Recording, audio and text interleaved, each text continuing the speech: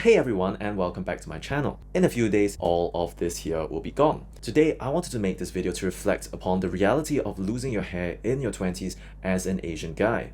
I'm going to be talking about the good, the bad, and the ugly. So first, let's start with the good. The good part of it is that after a while, you realize that it is more common than you think. Now, I actually got in my head about this for a while after being made fun of in the army for the hairline, as well as getting into multiple failed dating attempts. But the more I worried about it being an issue and started trying to find solutions to it, such as taking things like finasteride and going overseas to source it when I moved back to Singapore from the UK, I started to realize that it really wasn't as uncommon as I thought. Whenever I went to Bangkok, for example, to try to pick up some meds, people would actually ask me through friends of friends to recommend them a pharmacy over there in Bangkok to pick up those same meds. So clearly they must be suffering from the same issue, right? And that was the first thing I realized. The good is that you are not actually alone. And that is the reason I'm creating this channel, to really create a platform to not only document this whole journey of what I'm actually doing moving forward, but also hopefully empowering you guys to realize that that is not something that should define your confidence over time. There are still ways to play this look if you play your cards right. So once again, if you want to see more of such content, then you're going to want to subscribe to this channel. Now, the second thing that I'm going to be talking about is going to be the bad. First of all, let's get the elephant in the room out of the way. Yes, your dating results are going to suffer a bit. This isn't a conventional Asian beauty standard to have, especially in this region of the world, here in Singapore, where being bald basically equals army recruit, or the lowest rank on the army totem pole, of which every Singaporean guy is a part of. So not the best first impression already. However, once again, on this channel, we'll be looking at how to actually make this look work right here in sunny Singapore and elsewhere in the world if you're also experiencing the same condition. The second con to having all of this is having to become somewhat neurotic about all of these solutions that you are trying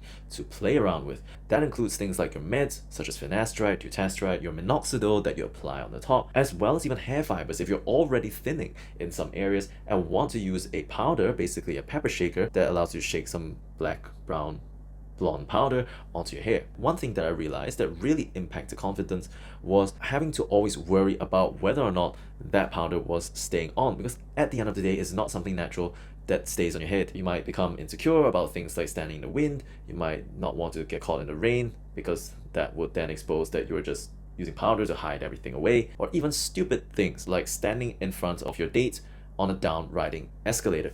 That's oddly specific, but trust me, if you've been there, you know.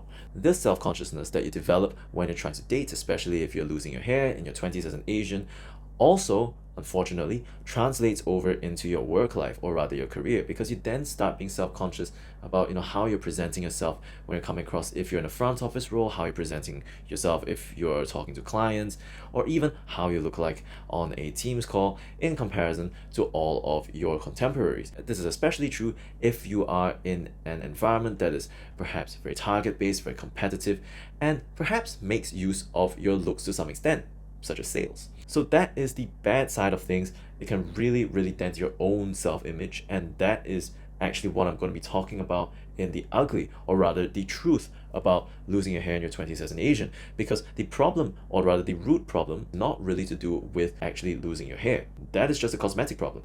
The real problem is what it is doing internally through the negative feedback loop that occurs when you go out and interact with the world. And that is what we aim to fix, or rather address, in the videos to come on this very channel. Because after all, if you think about it, at the end of the day, what is this really doing? It's just denting your own self-image and self-confidence, which is probably the most important thing in order to achieve two of the three golden trifecta pyramid whatever items, which are of course going to be your health, your wealth, and your relationships. The latter two, i.e. your career and your relationships, are going to be what's affected the most by this poor self-image, because both of these require you to relate with other people and project your true personality across. Now, an easy way to think of this would be, let's say that you are suffering from a particularly aggressive form of male pattern hair loss. This then creates a lot of self-doubt and neuroticism that comes across when you go about, say, your dating or your career. And then let's say you go and decide to have a hair transplant surgery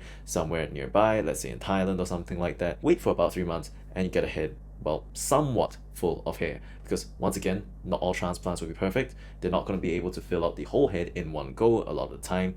mostly about 2,500 to 3,000 grafts is what I've been told or quoted. And then what? You start going about your daily activities again, and then you come across another rejection. And then what you're gonna do?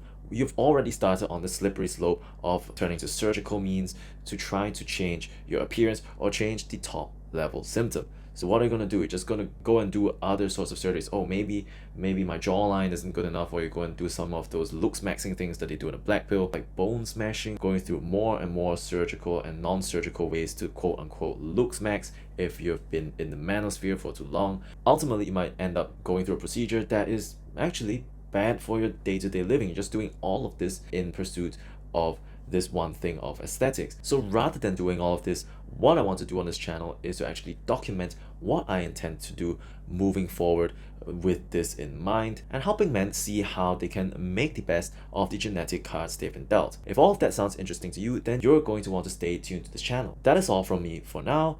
If you found this interesting, do consider leaving a like. And with all of that being said, thanks for watching, and I'll see you in the next one.